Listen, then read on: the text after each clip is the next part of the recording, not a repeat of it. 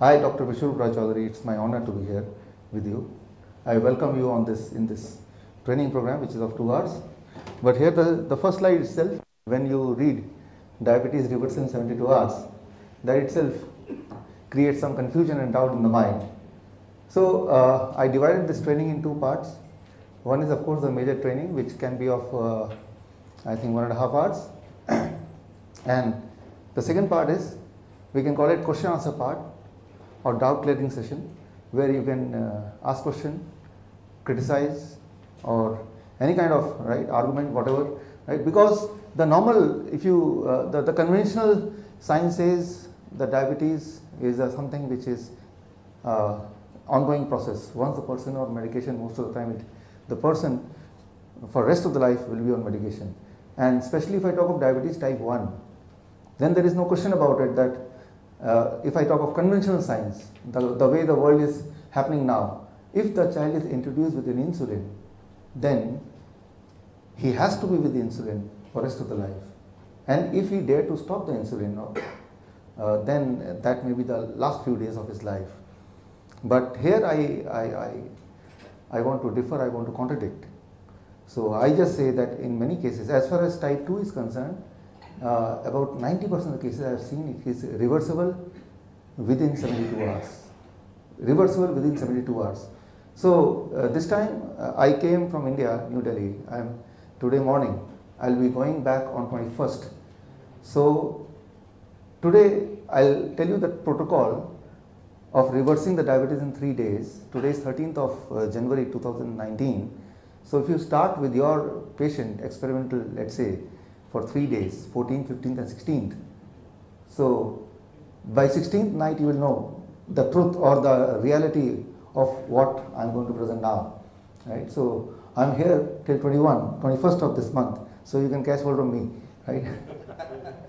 So in fact, I invite you, if you have a time, on 18, 19 and 20th, 3 days, the diabetes patient, mostly insulin dependent patient, they are collecting in Johor, and 3 days they will be with me in a resort, and the same protocol which I am going to share with you, we are going to follow that there also. So you can join there if you want, some of you, or virtually you can join. I can through an app, you can stay in connected with us, and you can see what happens to the patient once they are on this kind of protocol, which I am going to explain. And it is so simple that anybody can follow, and here fortunately you are all qualified doctors, most of you. So the doubt part will take it to the next the second part of the training, that is the first part of the training is of 1.5 hours, and here I start with my introduction a little bit, my work, which I will take about 2 minutes to explain, and then straight away we will come to the protocol and how to do what to do. My work is associated with India, the diabetes patient in India, which, as you can see, according to IDF, International Diabetes Federation, is 8.8% of the population, adult population is diabetic patient. Vietnam, it is 5.5%. So I have a center in New Delhi and I have a center in Ho Chi Minh City. So both of the centers working on diabetes, and here the pronounced difference I saw, which will be very, very important in this discussion. In Vietnam, the diabetes patient, most of them are thin, very, very thin. In India, the diabetes patient, most of them are fat. So in India, the doctors, the concept is that obesity causes diabetes. And also we have seen in India, the moment the person they reduce their weight, they can escape the medicine. So this means there is some reality truth that obesity is the cause of the diabetes. But in Vietnam, in contradiction, all the diabetes patients, most of the diabetes patient, my patient, they are all already very thin. Right? So if I compare my body weight, they are thinner than me. So they don't have any scope of further reducing their weight. So that means diabetes is beyond obesity, beyond adding weight.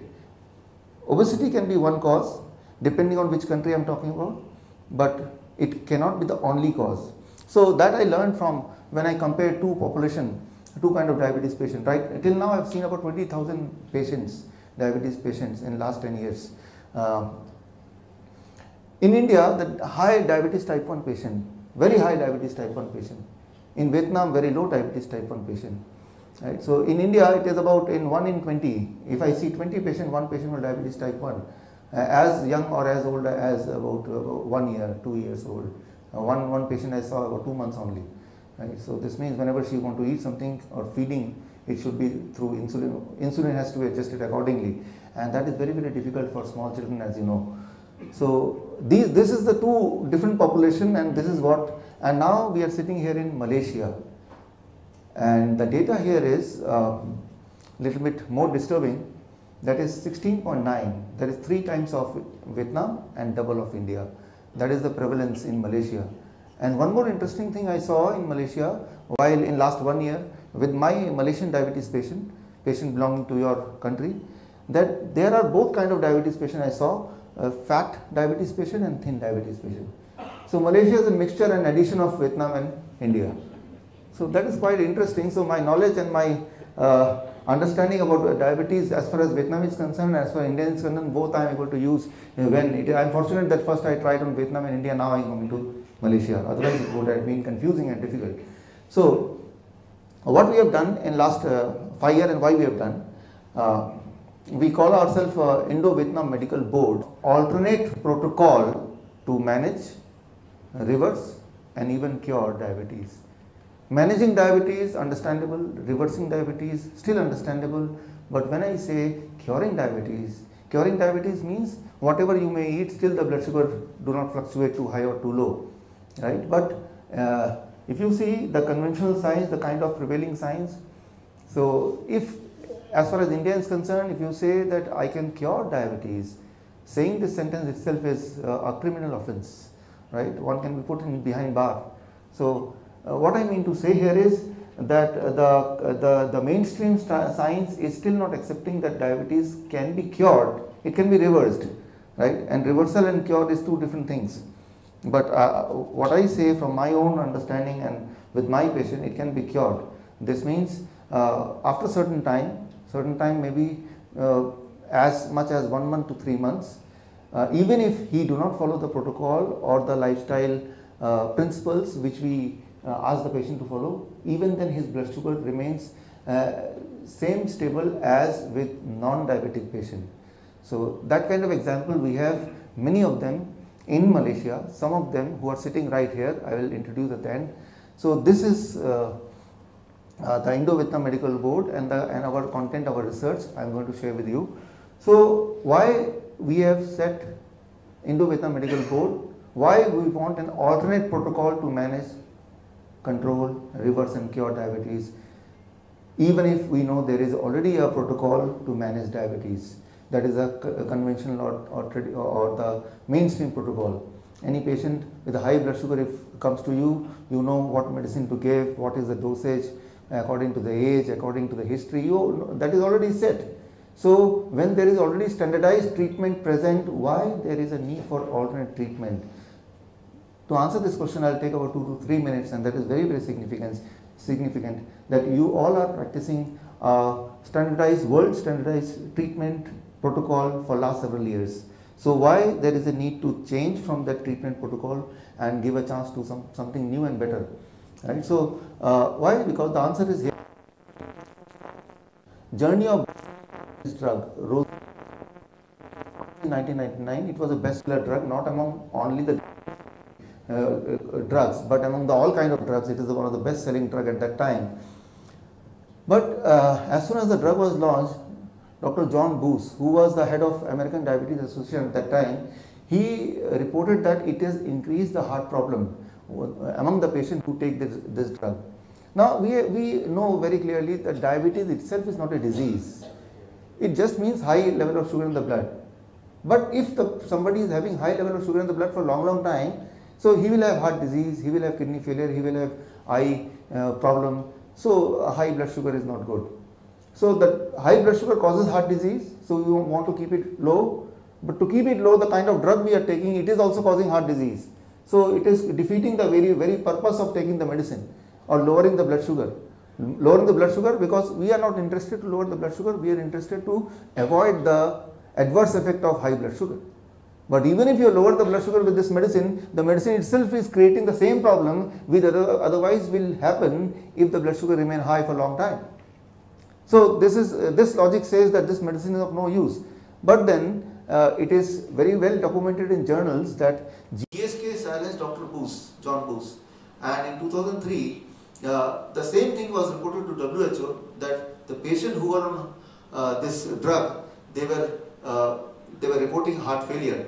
So the investigation happened, and in 2010, as you know, rosiglitazone was banned, and in 2012 the biggest fraud settlement, that is about $3 billion, GSK had to pay to settle this kind. It is a kind of fraud. It is totally a fraud, because they knew from the very beginning before the launch that it causes heart problem, but later on it was established they were hiding the data.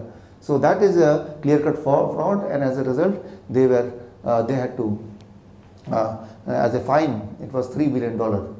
But is it only one drug? Is it only one exception?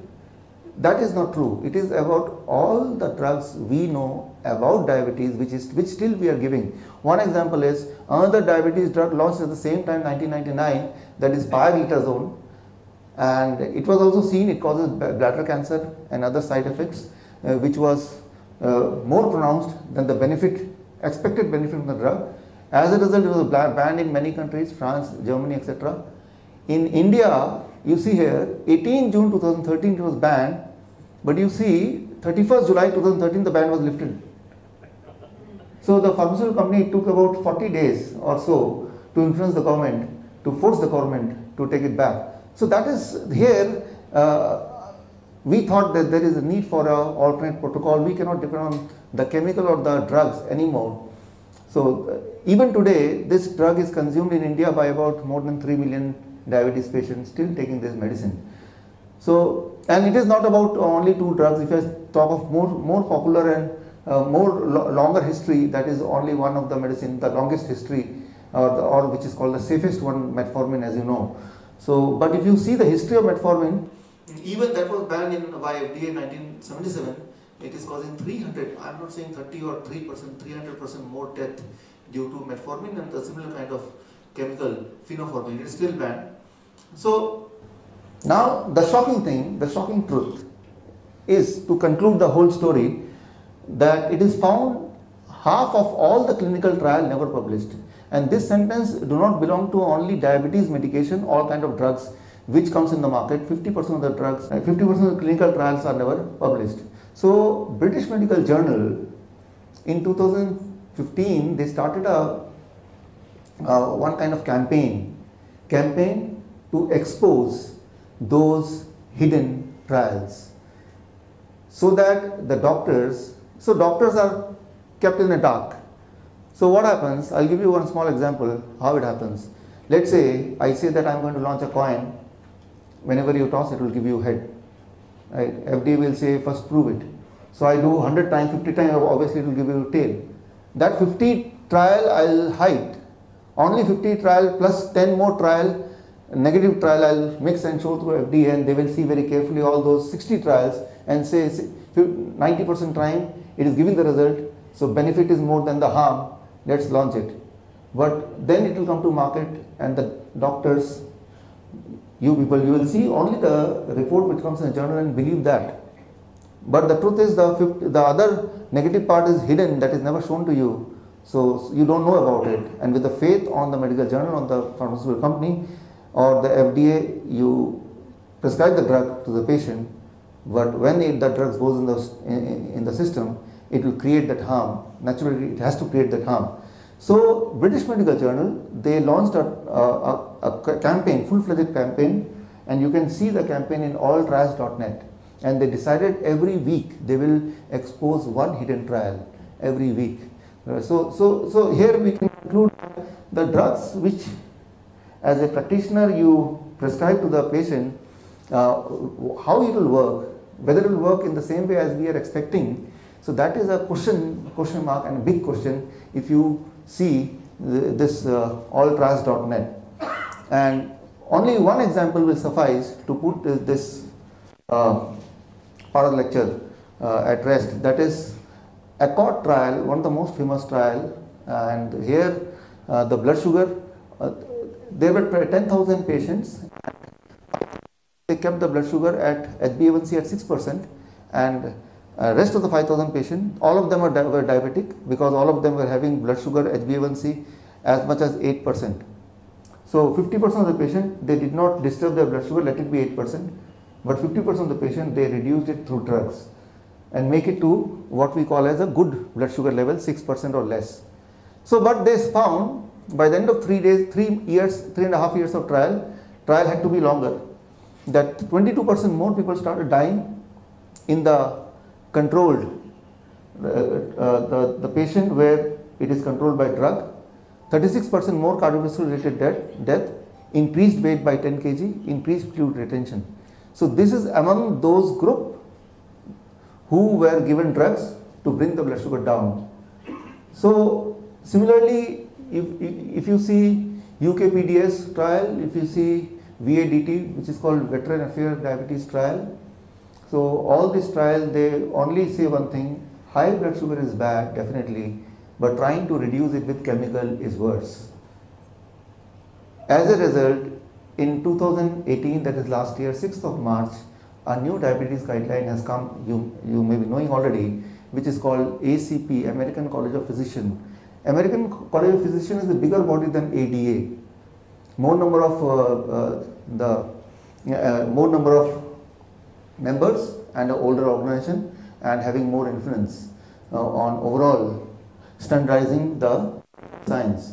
So they launched a new guideline on 6th of March, which came in Annals of Internal Medicine, and it was published by, I think, all the worldwide media, mainstream media. So you may be also knowing about it. And if you see the first guideline statement of this 4 guideline statement they launched, and the first one itself says that we have to really carefully and temporarily give the drugs to the patient to reduce the blood sugar. Giving drugs is no answer to controlling the blood sugar. And also the HbA1c, anything less than 7.5 is now okay instead of 6 according to the new diabetes guideline. And the most important, if the patient is more than 60 years of age, then even the HbA1c is less than 8.4 is okay and healthy. Only if the patient's blood sugar is more than, HbA1c is more than 8.8%, then you can interfere to control it for a while, little bit with the drugs, with a lot of caution. So this is clear-cut the result of last 50 years of all the material analysis, which is seen that the drugs can lower the blood sugar, but can it really improve the patient's health or reduce the mortality? The answer is no. Drug can lower the blood sugar, but lowering blood sugar with medicine is different from naturally lowering the blood sugar. So there are two people, person A having blood sugar 150, average blood sugar, that is normal blood sugar, person B having blood sugar 300, high blood sugar. If you give medicine and control it and make it 150, so that doesn't mean that he is having the similar chances of heart disease as the person A, because he brought the 150 level through chemical. That is totally different than having 150 naturally. So that is the most important thing, most important conclusion which has come from ACCORD trial, from UKPDS trial, from VADT trial, and from this ACP guideline. Now, why the chemical do not give the result as is expected? It is bringing the blood sugar down, that is true, but why the result is not coming? Why it is not improving the life and the well-being? Why it is not reducing the heart disease also among the diabetes patient? Why it is not reducing the mortality also? In fact, it is increasing those things. It is, I call it a reductionist theory. So what is that? As you know, for example, I'll give you one simple example. Omega-3 fatty acid. It is, you extract from the food one chemical, in this case omega-3, and you give to the people, and then you chemically analyze what happens to his body for various parameters. It is seen when you extract omega-3 from the food and you feed anybody with this fatty acid, what happens? His blood sugar goes down, his triglyceride goes down, his cholesterol goes down. So that what we call as chemical analysis. So whenever any person is fed with this omega-3, It reduces these three. But the important question is, are we interested to reduce certain parameters, or are we interested to reduce our chances of heart disease or chances of any illness? Or are we interested to increase our chances of living and well-being? So it is, in last several years, we have associated reducing blood sugar itself means increasing the lifespan. We assume that is the assumption, right? Whatever method you may follow, if you are able to reduce the blood sugar, this means your chances of living automatically increases. That is what we believe, right? So, but is it really true? Now, for that, those people who are taking this, let's say in this case, omega-3, we see that their blood sugar and their cholesterol and their triglyceride is going down.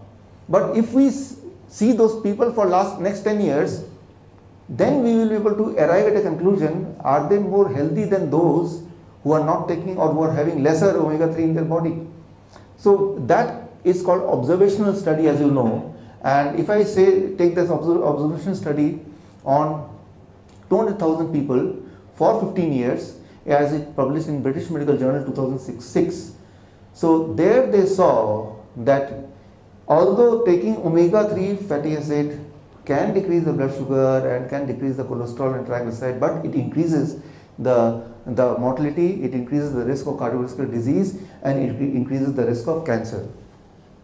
So the short-term study and the chemical analysis can give you an illusion the person is improving chemically, but what is more important is when you observe that person, that patient for long years, now you can have a bigger and better look about the whole thing, holistic, right? So we all have heard in the story of an elephant and 7 blind men. You heard the story? Yes. Yeah. So the same thing happened, that when we focus only on one parameter, then we cannot conclude the whole thing. It's only when we have a bigger look, longer look, then we get to know the whole approach. So now here, why it is happening and how it is happening, we look back. So it all started in one of the very important research paper. Science, as you know, is one of the very well reputed and respected journal, and it was published in 1922. What all started this reductionist theory, how it started? It started from one research paper, and this is the one, 1922. And this research paper says, vitamin E discovered in green leafy vegetable are with a major health benefit. So vitamin E, if one can take from vegetables, it can improve the overall health. That is one article which came in 1922. And further, there were similar more articles which again and again confirmed that more vitamin vitamin E in your body, stronger you are, healthier you are. For example, one interesting, New England Journal of Medicine, 1993. So it is seen that people who are having more vitamin E in their blood, they were found to have lesser heart disease. Reverse, more vitamin E, less heart disease. So now, as a business point of view, as a pharmaceutical point of view, I can conclude that yes, this research says that if I can put more vitamin E in my blood, automatically my heart disease chances will reduce and my heart will become stronger. So what I will do, I will take out the vitamin E, put it in a tablet, and I will ask the person to consume. Obviously his vitamin E level in the blood will increase, and then I will connect it with this journal's report. I have increased your vitamin E level content in the blood, and that itself means your chances of heart disease will reduce, as we seen in the research paper. But what we missed here is, we did not follow that person for 10 years or 5 years to see that when he continuously taking vitamin E through the tablet form for long period, now is it the same thing happening as was expected? That follow-up is not done. Only short-term result is seen, that taking vitamin E in capsule form, and of course the level of vitamin E in the blood is increased, the chemical analysis shows, and now assumed that according to this journal, his chance of heart disease should reduce. But is it really happening? Right? That trial, I tried to collect those trials. Journal of American Medical Association 2008. They followed the people, those who were taking vitamin E in capsule form, in comparison to those people who are not taking for long period, as long as 10 years. And they concluded, Journal of American Medical Association, vitamin E supplements leads to increased heart disease. Try to see, the same nutrient, when you take it in the form of food, it helps you to reduce the heart disease, but same nutrient, when you take it out and take it in the form of a tablet, it increases the chance of heart disease. The same nutrient played two contrasting way depending on how you're consuming it. So, and there are more example like this. Another report, vitamin E supplement leads to higher cancer episodes. Means if by supplement you are taking vitamin E in the body, it causes heart disease, it causes cancer. And Lancet, all the meta-analysis of all the randomized controlled trial, they also concluded the same thing, the vitamin supplement in prevention of cardiovascular disease, very important. But you see, the most of the trial, it came in this last 15-20 years only. Before that, it was believed that automatically any tablet goes in the body and chemical analysis shows the content of that nutrient has increased, so it is assumed that his health is also increased. But when the observational study happened, because it takes long time, as long as 10 years, 20 years, now the assumption was proven to be wrong. So, now in context of diabetes, the same thing, the vitamin E, when you take it in supplement form, it increases the chance of diabetes. When you take it in a natural form, it decreases the chance of diabetes. Very important, to October 2006. So it is not just for vitamin E I am talking about, it is not just about omega-3 fatty acid, I am talking of in general all kind of nutrient. When you extract it and then try to consume it, if you consume it for a small period of time, it may be of some benefit, but when you take it as a long-term trial, then it is certainly harmful, and that is proven again and again. So the same thing is applicable for beta carotene. There are many trials, European Journal of Cancer Prevention. But I conclude this part also with only one last slide, that is Cochrane. It should be Cochrane database. Cochrane database, as you understand Cochrane, they collect all the randomized control trial from all over the world, and they make the final meta-analysis and they present the meta-analysis, and that is of high worth, high value, because Cochrane is known to be not influenced by a pharmaceutical company. They do not accept any donation from pharmaceutical company. They are run by the funding from the various government. So in Malaysia, the Cochrane Center is there in Penang Medical College, you may be knowing, in Penang. Right? So they concluded that food supplement for the prevention of mortality in healthy participants and patients with various diseases. So if you see this article, you will know the fact that when a chemical is extracted and consumed, and when we keep on consuming that chemical for a long time, it causes the same disease as it was expected to prevent. Right? Suppose we are taking the medicine assuming it will prevent heart disease. So actually what it is doing, it will make you more sick, it will make your heart weaker. So that is what you will read when you read this complete journal. Now, what is the logic behind it? Why the nutrient behave in opposite manner or unexpected manner when the nutrient is taken out and consumed? After all, nutrient is nutrient. Inside the food also it is the same nutrient and also the same nutrient. Why behavior is totally opposite in comparison to when it is inside the nutrient? This is something very important, and I'll give you one example to prove it, make it understandable. I'll take an example of a car. Let's say there is a car, and I ask you, which is the most important part of the car which takes you further? Yeah? Engine. So you say engine is the one. If it is not there, then you can keep on sitting in the car, it will not take you anywhere. So the most important part of the car is the engine. Okay. Because that takes the whole car and you to your destination. What I do, I extract engine, put it here, and ask you to sit on the engine. Will it work the same way as it was working as a part of the car? Certainly not. Definitely engine is the most important, and it is responsible for taking the car further, but only when it is having those peripheral other organs also.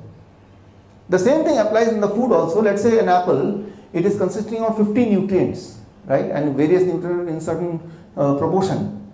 So these nutrients are responsible for keeping your health better in certain way. But suppose I take one of the very important nutrient, potassium, say, to control the blood pressure and to improve the heart condition, extract it and then I take it, and still I assume that it will do the same function. It may not. as example of the engine or any other part of the car. So extracting that and then taking it long term and getting the same benefit, that may not happen. Now here, one more important thing, as you can see, for 100 gram of apple, the potassium is only 109.7 mg in a standard apple. But this is what is called theoretical science. In reality, you do this, which we have done, that I take 2 apples from the same batch, from the same tree, right?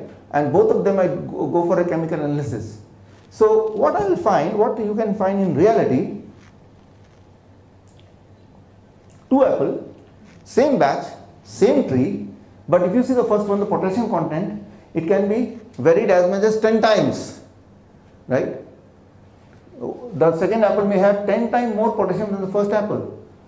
So now as I see for, let's say, those the kidney patient, they are told to have a low potassium diet. An apple is known to have a low potassium. So they are prescribed, okay, as far as fruits are concerned, you are allowed to take apple only because that is a low potassium. But here you see, in reality what happens, theoretically it can be a low potassium, but practically the God, when they make the fruit, they do not consider that it is not like a factory produced. Anything which is factory produced, we are sure what is the content, but unfortunately the food is God produced. And God is not producing the food as we are expecting. It can be random. It is literally impossible to know unless you chemically analyze how much content is there in each of the food, in what ratio, right? And whatever ratio we know through our books, that is something which is nowhere near to the reality. And it is not possible literally to give a number to any particular nutrient. We can say that these are the nutrient which is present in apple, but we cannot say this is the percentage. That is totally theoretical and that is having less or no practical utility. So now that is one point of thing. Now let's say, here again if I come back to this, there are 2 apples. I say this is the one apple, it is having this content, potassium very low, 53, and the other apple having potassium very high, 1070. Now the kidney patient comes to me. I am very careful doctor, so before I give the patient a food, I chemically analyze and see that what is the content and what is needed. I saw this having very low potassium. Let me give this to the patient instead of giving this. Now, very important thing, one is the variability of the content of various nutrients, that is too extensive, that is incomprehensible. And even if I try to comprehend it, even if I try to calculate it perfectly, now the second problem is, once you eat, how much the body will digest and how much the body will throw, that is something which you cannot calculate, you cannot predict. For example, let's say a kidney patient, he does not need potassium, and you give the apple which is having 1000 mg of potassium. So what the stomach will do? There is a possibility it may throw 100% of the potassium out. Whereas if you give the patient having 53 mg only, our body knows that we need a little bit of potassium in any case, it may consume or extract all the potassium. So what I mean to say, at every level of nutritional absorption in the body, the nutritional journey of the body, from digestion to absorption to transport, organ distribution, biochemical pathways, how much to store, how much it will excrete, these are totally so variable that as a human being, it is rather impossible for you to exactly know how the nutrient will behave in the body. It is not our job. It is job of our brain or let the God. Only thing is, we can give a good food and let the body knows how much nutrient it needs in which organ and let it do the job. And the kind of assumption which we have in our literature, those are very theoretical and it cannot relate with the reality. So here till now we have concluded that putting chemical in the body can control one parameter, say blood pressure. But idea to control blood pressure is not just to control the blood pressure only, to prevent brain stroke, to prevent heart attack, to prevent further damage to heart or any other organ. So that is what is the idea. But by controlling the blood pressure through medication, are we achieving the secondary, the most important purpose also? So because our purpose is not to achieve any number, surely, our purpose because we understand that by achieving that number we may achieve better health. But is it really happening? All the evidence says, as far as diabetes is concerned at least, that it is not happening. Chemically, if we reduce the blood sugar, that we may not get the same result as we are expecting. One question which keeps on coming to my mind, that if there are so much of literature I've shown you, and those are all from the respected journal only, Lancet, British Medical Journal, New England Journal of Medicine, Science, Nature, the topmost journal, top 10 journals, right, and well-published journals. So it is clearly established that the basis of modern medicine is chemically extract and feed and chemically analyze. This doesn't work in the body as it is expected. And if it is so, why this modern medicine the way it is, why it is there in the world? Why the people do not know the truth? Why the protocol is not changing? I asked this question. I got an opportunity to meet the editor-in-chief of British Medical Journal, Richard Smith. He was editor-in-chief for 25 years for the whole group, British Medical Journal group. So in 2016, he came to India. There is a big university in India called Mysore University, and it was the 100th year of Mysore University. So he was invited there. I was invited there to present a paper on diabetes, and I got an opportunity to meet him. I asked the question. I thought that he is the best person to answer this question. That the truth is there. It is there in the journals, in your journal also. But why the truth is not being implemented in hospitals, among doctors? Why it is not practiced? Why still the medication is given? His answer, I have put in words. Medical journals enjoys huge profit margins on reprints by industry, sometimes 80%. His answer was, the medical journal which publish those news which can help the pharmaceutical company to sell their medicine, those issues are being reprinted because they are bought again and again and again by the industry themselves, and the journal get a huge profit margin from them. So even journals are more encouraged towards publishing those news which can be bought.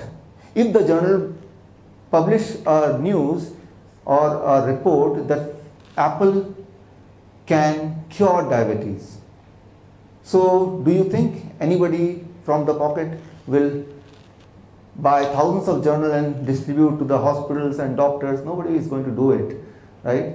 So nobody is going to sponsor such kind of report. It will get limited to the journals only, and few people who habitually read the journal, or the people who are the part of the research. But it will not come in limelight. It will not come in the mainstream media. But the news which favors the pharmaceutical company or any chemical extract, that comes in the mass media. Why? Because the media also needs money to print and publish and circulate any news. So this is one answer which is given directly from Richard Smith, experience of 25 years in this with the medical journal, one of the biggest medical journal, BMJ.